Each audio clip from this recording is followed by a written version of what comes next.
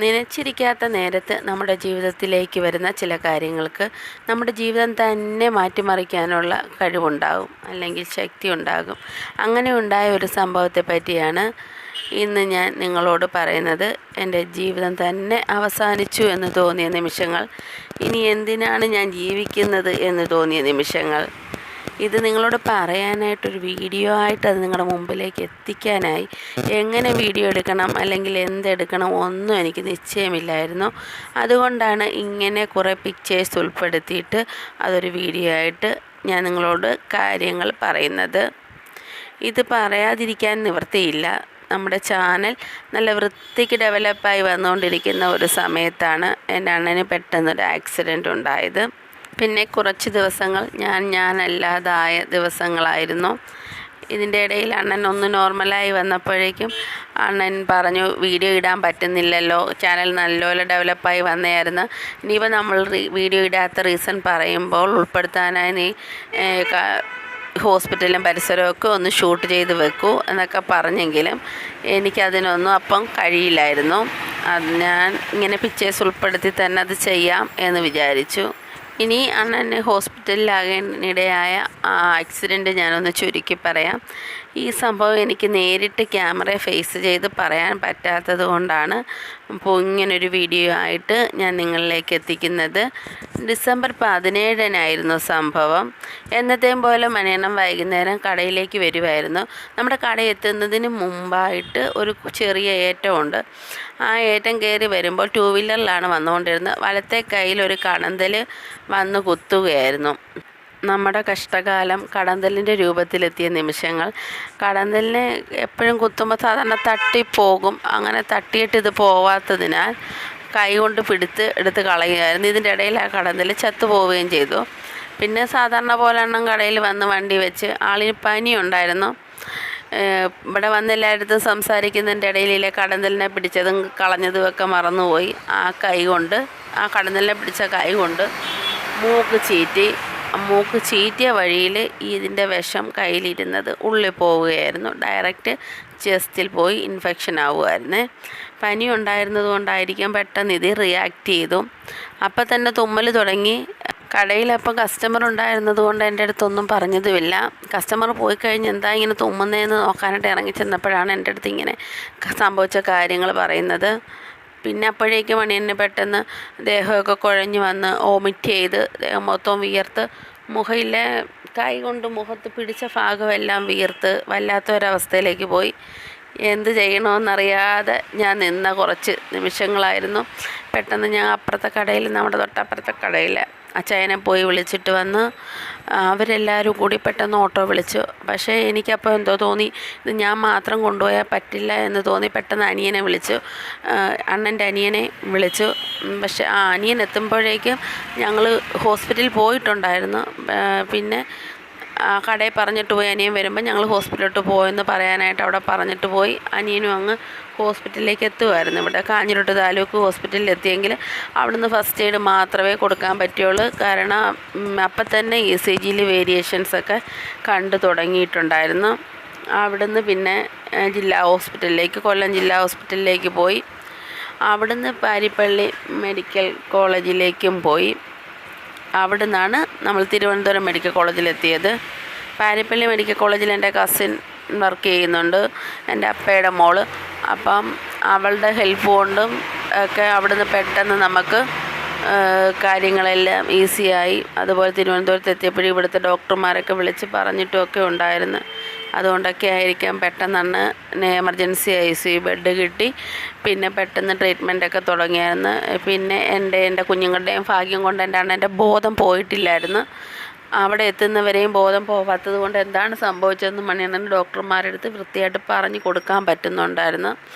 അതുകൊണ്ടൊക്കെയാണ് direct ചെസ്റ്റിലോട്ടാണ് ഈ വിഷം പോയിരിക്കുന്നതെന്ന് മനസ്സിലാക്കാൻ സാധിച്ചതും പെട്ടെന്ന് ട്രീറ്റ്മെൻറ്റൊക്കെ എടുത്തതും. കാഞ്ഞിരോട്ട് താലൂക്ക് ഹോസ്പിറ്റലിൽ നിന്ന് കൊല്ലം ജില്ലാ ഹോസ്പിറ്റലിലേക്ക് റെഫർ ചെയ്ത് കഴിഞ്ഞപ്പോഴാണ് ആങ്ങളെ വിളിച്ചു പറയുന്നത്. അതിനുമ്പേ അനിയൻ വിളിച്ചെങ്കിലും ആങ്ങള ഫോൺ എടുത്തില്ല. പിന്നെ ഞാൻ എൻ്റെ ഫ്രണ്ടിൻ്റെ മോടെ ഫോണിലൊക്കെ വിളിച്ചിട്ട് ആങ്ങളെ അറിയിക്കുകയായിരുന്നു. അപ്പോഴേക്കും നമ്മൾ കൊല്ലത്ത് ചെന്നപ്പോഴേക്കും ആങ്ങളെ അവിടെ കൊല്ലത്ത് വർക്ക് ചെയ്യുന്ന ആയതുകൊണ്ട് തന്നെ അവിടെയുള്ള സ്റ്റാഫെല്ലാം വന്ന് നമ്മൾ ഒരുപാട് ഹെൽപ്പ് ചെയ്ത് ഒരുപാട് സപ്പോർട്ടുണ്ടായിരുന്നു നമുക്ക്. കൊല്ലത്തു നിന്നായാലും പാരിപ്പള്ളിയിൽ എൻ്റെ കസിൻ അവിടെ വർക്ക് ചെയ്യുന്നത്. അപ്പോൾ അവളുടെ ഹെൽപ്പും ഒരുപാട് സപ്പോർട്ട് ഉണ്ടായതുകൊണ്ട് മാത്രമാണ് എൻ്റെ അണ്ണൻ പെട്ടെന്ന് റിക്കവറായത്. പിന്നെ ഇവിടെ നമ്മുടെ വീടിൻ്റെ അടുത്തുള്ള ഒരു ചേച്ചി അവിടെ മെഡിക്കൽ കോളേജ് വർക്ക് ചെയ്യുന്നുണ്ടായിരുന്നു. അങ്ങനെ ഒരുപാട് ഹെൽപ്പുകൾ നമുക്ക് കിട്ടി. ആ ഒരു നിമിഷം എന്നെ സപ്പോർട്ട് ചെയ്യാൻ ഒരുപാട് ആൾക്കാരുണ്ടായിരുന്നു. എൻ്റെ നാത്തൂൻ രമ്യ, അവൾ അവിടെ വന്നില്ലായിരുന്നെങ്കിൽ ഒരുപക്ഷെ ഇന്ന് ഞാനിങ്ങനെ നിങ്ങളോട് സംസാരിക്കത്തില്ലായിരുന്നു. അത്രയ്ക്ക് വല്ലാത്തൊരവസ്ഥയിലായിരുന്നു. അവളുടെ ആ ഒരു സപ്പോർട്ട് കൊണ്ട് മാത്രമാണ് എനിക്ക് പിടിച്ചു നിൽക്കാൻ പറ്റിയത്. പിന്നെ എൻ്റെ ചേട്ടനുണ്ടായിരുന്നു, അനിയനുണ്ടായിരുന്നു, എൻ്റെ ആങ്ങളെയും നാത്തൂനും ഉണ്ടായിരുന്നു, എൻ്റെ കസിനുണ്ടായിരുന്നു. പിന്നെ ഞാൻ പറഞ്ഞ നമ്മുടെ വീടിൻ്റെ അടുത്തുള്ള ചേച്ചി എപ്പോഴും വരുമായിരുന്നു. അങ്ങനെ ഒരുപാട് പേര് നമ്മളെ സപ്പോർട്ട് ചെയ്യാനുണ്ടായിരുന്നു. ഇതിൻ്റെ ഇടയിൽ നമ്മളെ തളർത്താനും ഒരുപാട് പേരുണ്ടായിരുന്നു. അത് ഞാൻ മറക്കത്തില്ല. കാരണം ഒരു ഭാര്യയാണെന്ന് പോലും ഓർക്കാതെ, അല്ലെങ്കിൽ എൻ്റെ ഹസ്ബൻഡ് അത്രയും സീരിയസ് ആയിട്ട് കിടക്കുകയാണെന്ന് പോലും ഓർക്കാതെ എൻ്റെ അടുത്ത് സംസാരിച്ച ആൾക്കാരുമുണ്ട്. ഒരു സോഷ്യൽ മീഡിയ ആയതുകൊണ്ട് മാത്രം അതൊക്കെ ഞാൻ ഇപ്പോഴത്തേക്ക് അങ്ങ് മറക്കുവാണ്.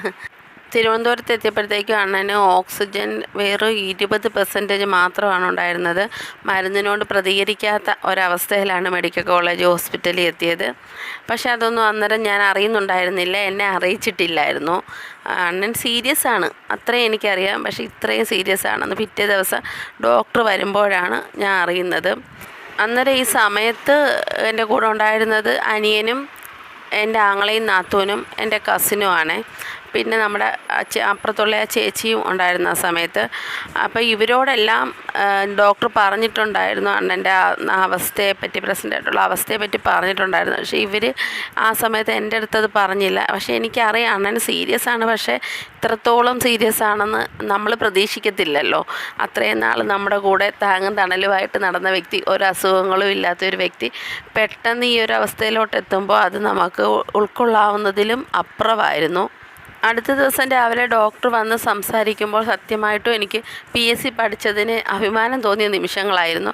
കാരണം ഡോക്ടർ പറയുമ്പോൾ അത് ഓരോന്നിൻ്റെയും ആ ഒരു ലെവലുകൾ പറയുമ്പോൾ നമുക്കത് മനസ്സിലാക്കാൻ കഴിഞ്ഞു. അങ്ങനെ മനസ്സിലാക്കാൻ കഴിഞ്ഞില്ലേ അപ്പോഴും ഞാൻ എൻ്റെ അണ്ണനൊരു കുഴപ്പമില്ലെന്ന് പറഞ്ഞിരുന്നേനെ. അപ്പോഴും ഓരോന്നിൻ്റെയും സോഡിയത്തിൻ്റെയും പൊട്ടാസ്യത്തിൻ്റെയും എല്ലാത്തിൻ്റെയും അളവുകൾ ഇങ്ങനെ കുറവാണ് കൂടുതലാണെന്നൊക്കെ പറയുമ്പോൾ അത് എത്രത്തോളം ഒരു മനുഷ്യൻ്റെ ശരീരത്തിൽ വേണം എന്ന് നമ്മൾ പഠിച്ച അറിവ് വെച്ചിട്ട് എൻ്റെ അണ്ണൻ അത്രയും സീരിയസ് നിലയിലാണെന്ന് അപ്പം എനിക്ക് മനസ്സിലായി. പിന്നെ എനിക്ക് അറിഞ്ഞുകൂടാ, ഞാൻ വിളിക്കാത്ത ദൈവങ്ങളില്ല.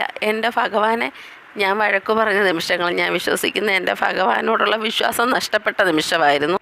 അപ്പോഴേക്കും പിന്നെ അണ്ണൻ്റെ ചേട്ടനും കൂടെ എത്തിയപ്പോഴേക്കും പിന്നെ മനസ്സിന് കുറച്ചുകൂടി ധൈര്യം വന്നു.